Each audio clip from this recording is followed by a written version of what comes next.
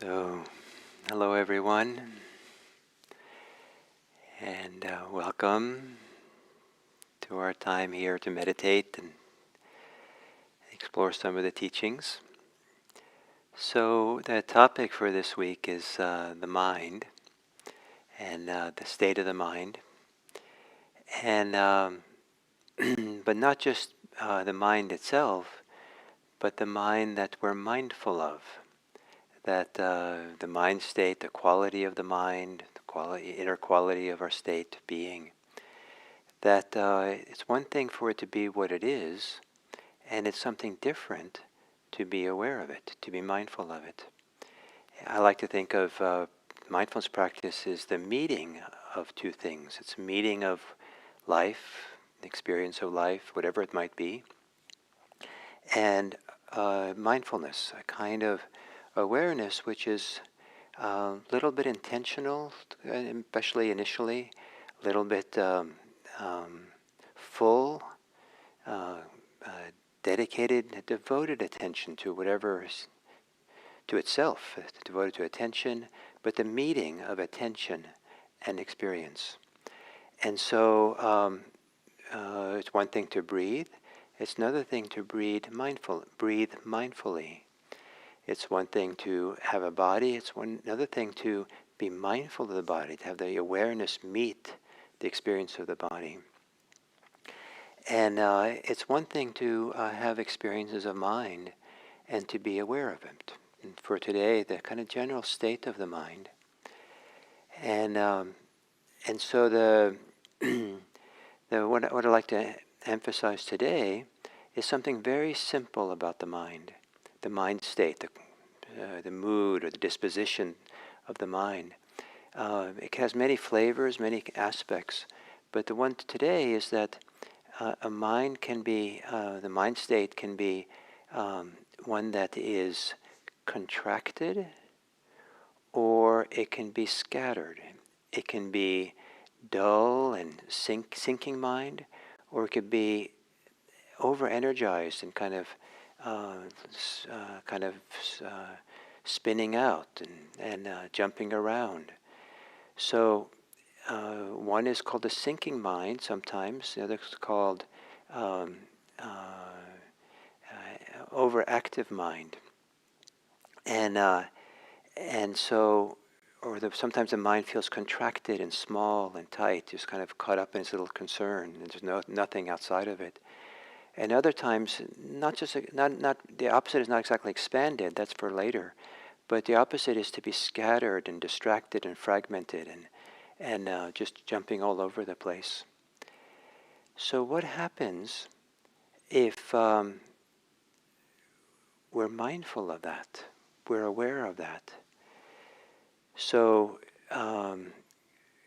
and so the kind of the label I like to suggest, you can choose your own for these two states, but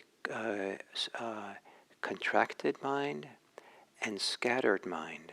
And if you're caught up in thought, even if it's the same train of thought, it's kind of like more like a scattered mind, distracted mind, kind of contracted mind or distracted mind. Maybe that's a good pairing. And so when you find yourself kind of sinking mind, dull mind, contracted mind, recognize it as such. When you have a scattered mind, a distracted mind, an over-energized mind, recognize it as such. And recognize what it's like to be mindful of it. What changes when you settle back and clearly recognize it, without reactivity, without judgment, without stories, what it means. Just a very simple, like you're taking awareness. I'd like to think of silent awareness and meeting the state of the mind. And if your mind is not any one of these two, scattered, dull, sinking, sleepy, if it's not distracted, scattered, fragmented, then maybe just appreciate what the mindfulness is like, what awareness is like then. So I'm hoping this instruction is very simple. So it's either contracted or scattered, or there's an experience of what it's like to be aware of that. The mind that's aware of itself. What happens to the mind then? If this instruction is too complicated for how your sitting is going and how you're used to sitting, you can just not worry about it. But it might think of it as a little addition to your practice, and maybe not doing it all the time, but once you start getting settled into it. So, assuming a comfortable posture, and in the comfort of this posture, adjust it so that it's also alert. So the posture brings a kind of wakefulness or a little bit of energy that supports attention.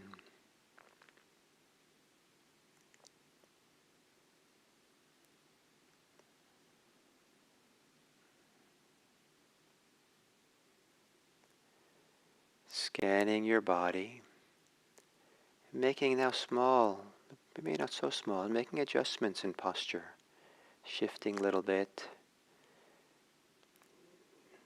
rocking a little teeny bit back and forth or sideways, and twisting yourself a little bit, just to kind of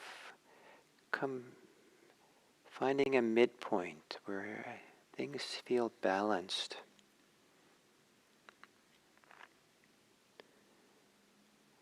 Gently closing your eyes.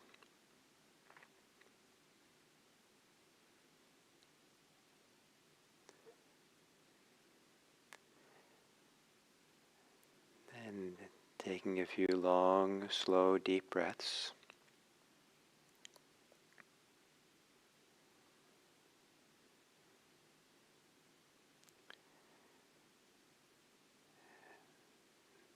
Relaxing as you exhale.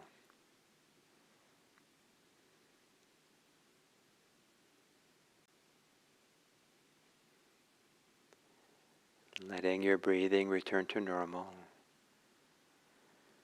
And on the exhale, relax different parts of your body. Release them, the holding.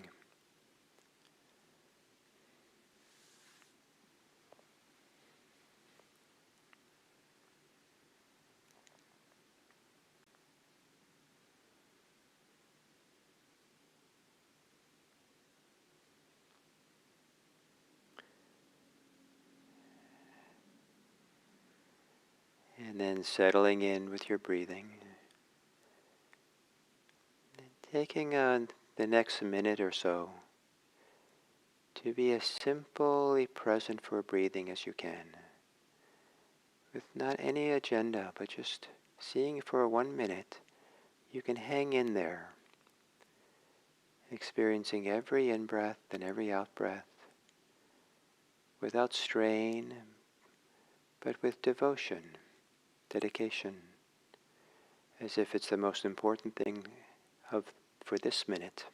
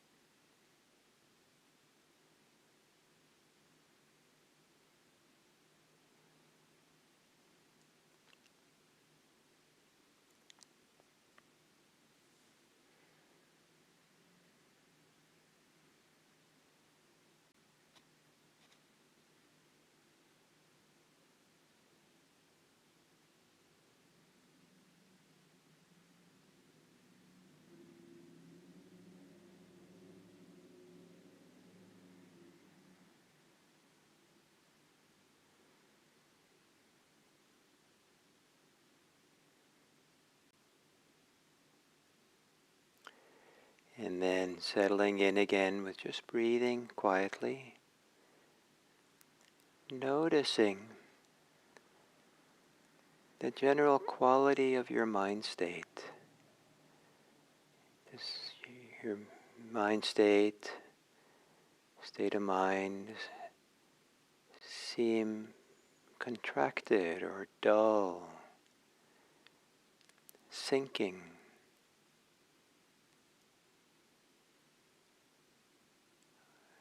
Does your mind state feel scattered or distracted, fragmented, jumping around?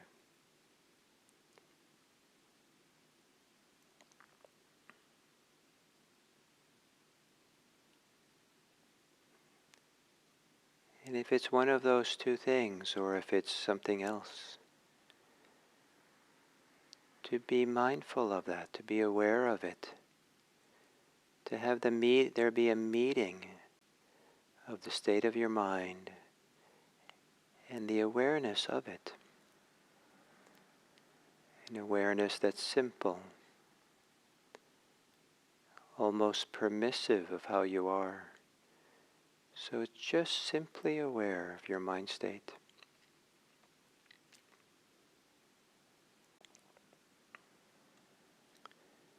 And what happens when you do so?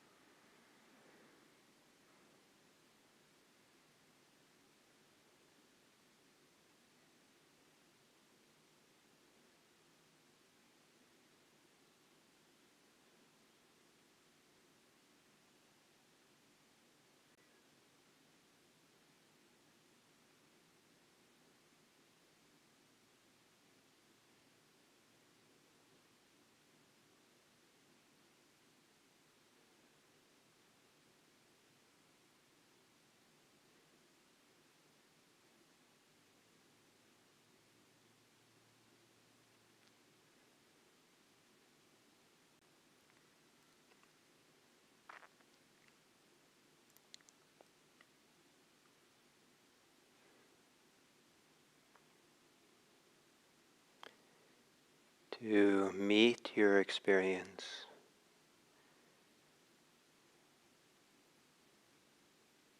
in such a way that your experience feels safe from your judgments, your over-involvement, your fixing, wanting something different. To be a good friend to your experience by meeting it simply for what it is.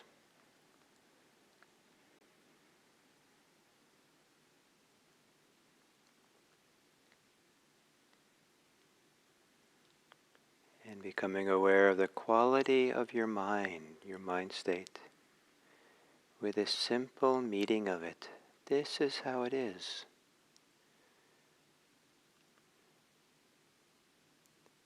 Noticing if it's contracted or scattered.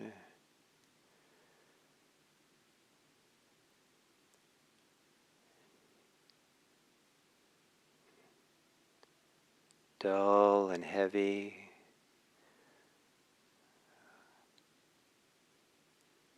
Or distracted. Over-energized. And what happens to your quality of your mind state when it is met with awareness?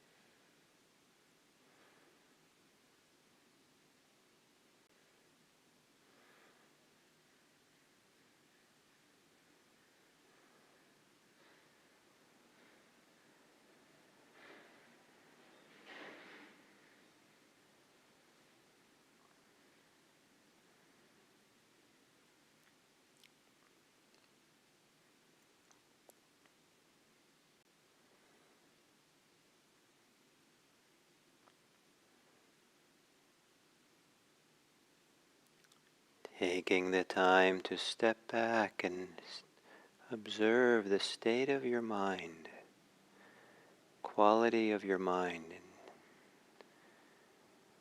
sinking mind or over-energized mind.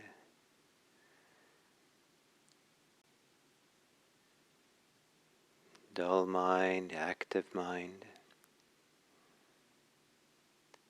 And then allowing it to be that way, but to observe it clearly. A meeting of awareness and the state of your mind. Recognizing it clearly. And what happens to the state of mind as you do so?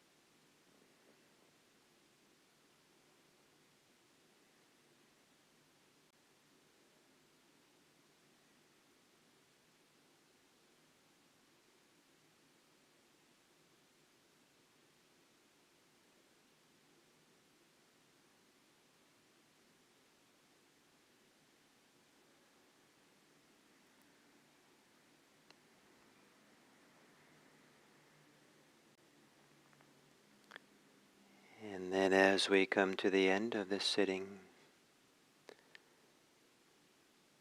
if you've learned something about awareness meeting experience,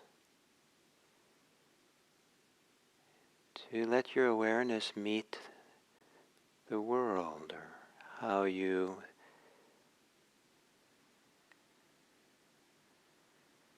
construct the world that we live in. Turning your attention outward and simply meeting it as a witness, as someone who cares, but is without being over-involved or under-involved, without being for or against. Just to see and meet, be present first and foremost. To know the world in whatever way that comes to mind.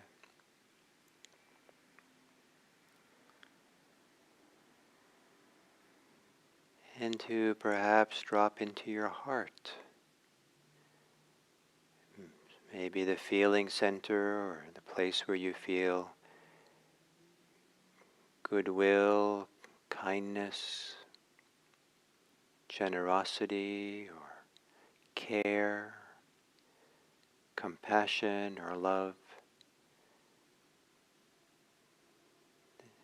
What might be called the heart center.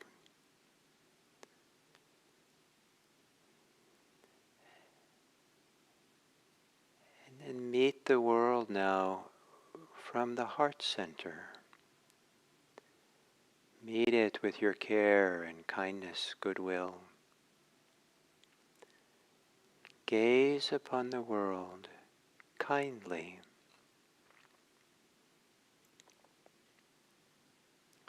Gaze out across the lens with goodwill and care.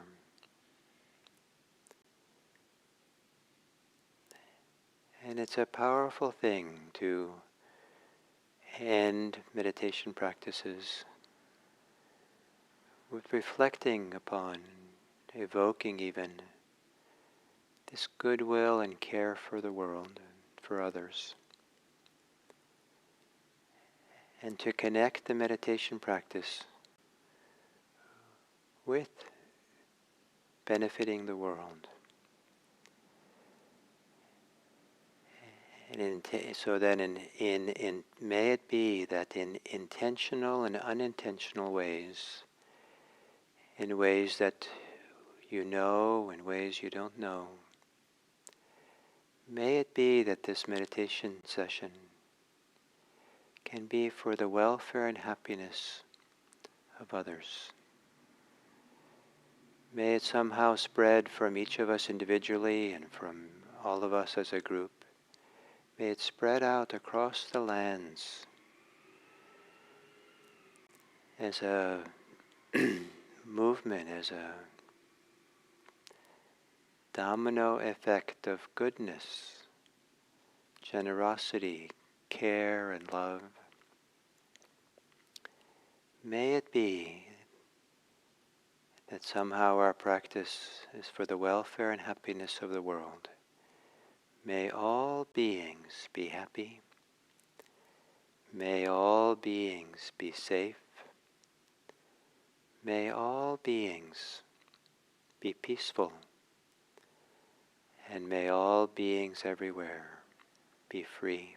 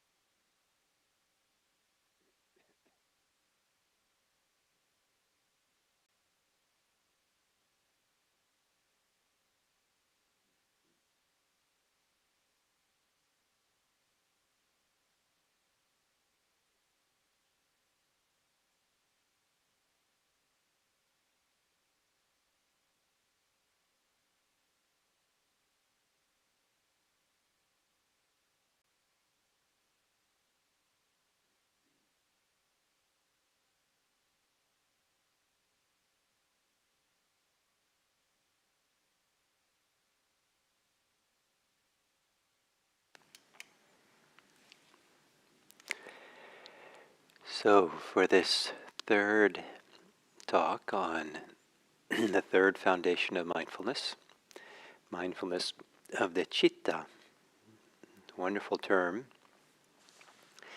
And here we're taking it to be the mind state, the general quality of the mind. And here the mind doesn't necessarily limit it to what we think of as the mentality related to the brain, the control tower, but rather some kind of the general state of being, state of mood, that once we settle in and relax and really feel ourselves deeply, um, what's the general quality of our being that we have?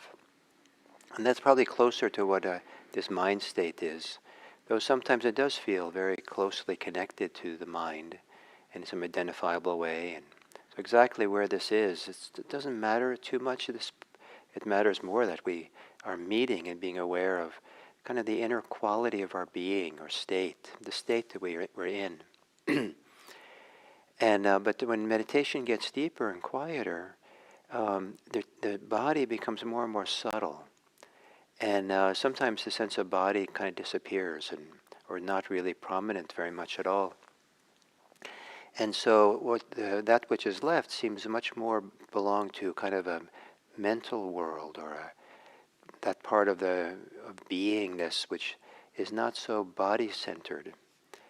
And so maybe then it's more clearly recognized as the mind state.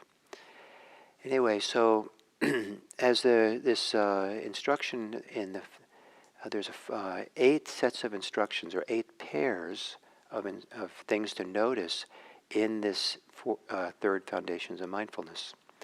And what's interesting is that it's particular aspects of the mind, of mind states, which are emphasized.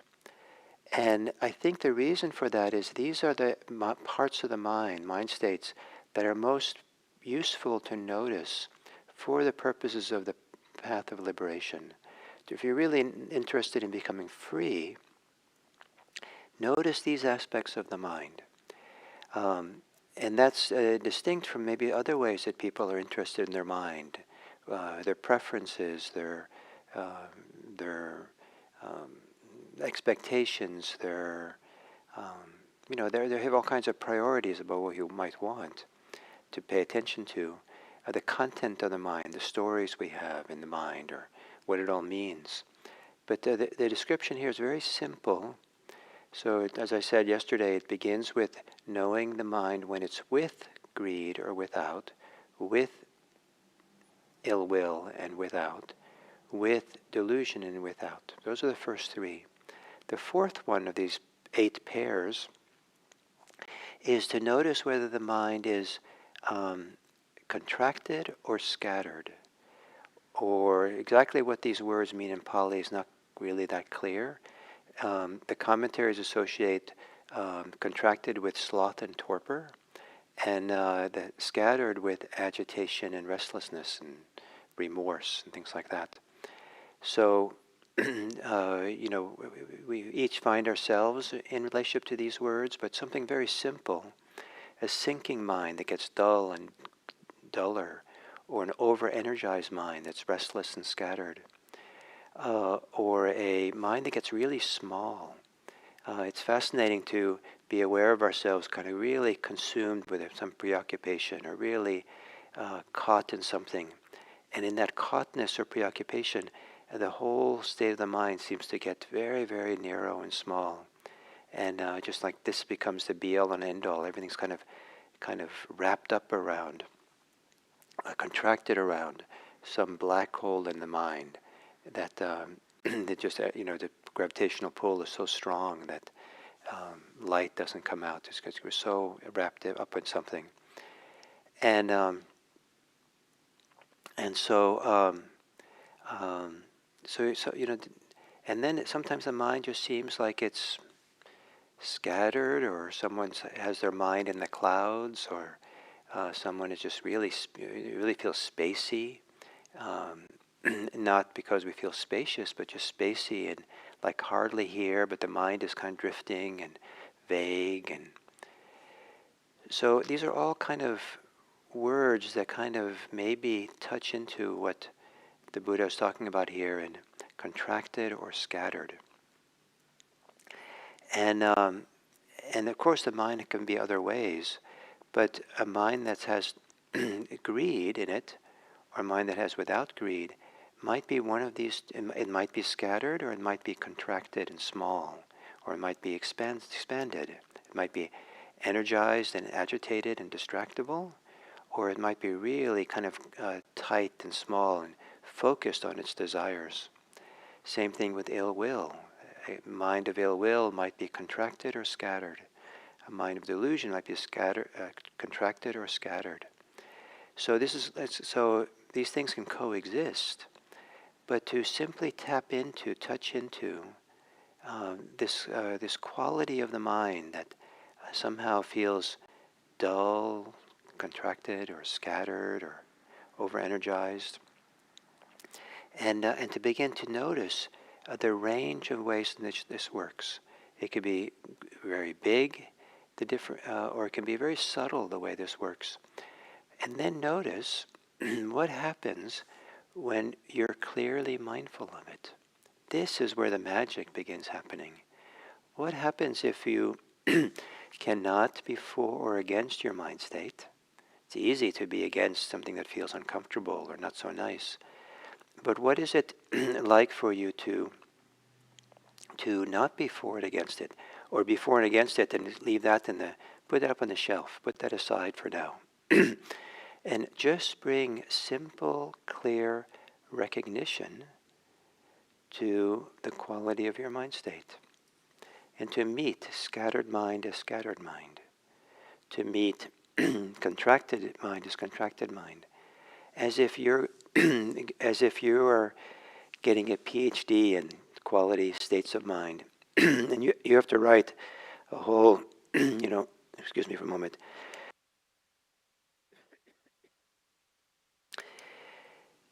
As if you're getting a PhD and you have to write a whole, chapter on what a scattered mind is like or a contracted mind is like.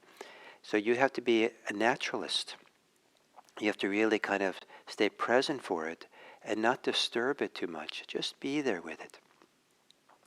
But what we're really getting a PhD in is not in the scattered mind or distracted mind, but we're getting studying what happens when awareness meets that.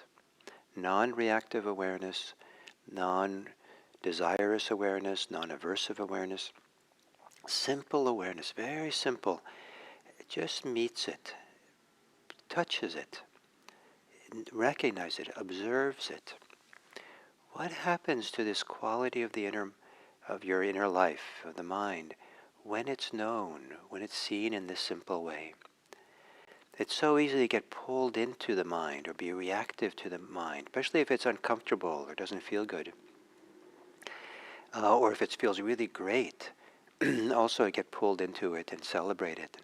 But what happens, this magic of just meeting it and seeing it, that's what we're studying here.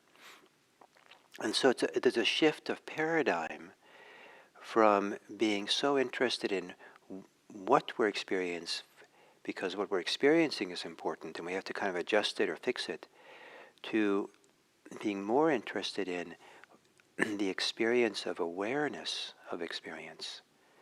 It shifts the paradigm, it shifts the direction. For example, it can make us less selfish, because when we're looking at the experience itself and trying to get just the right experience or reacting to it, so much of the self comes along.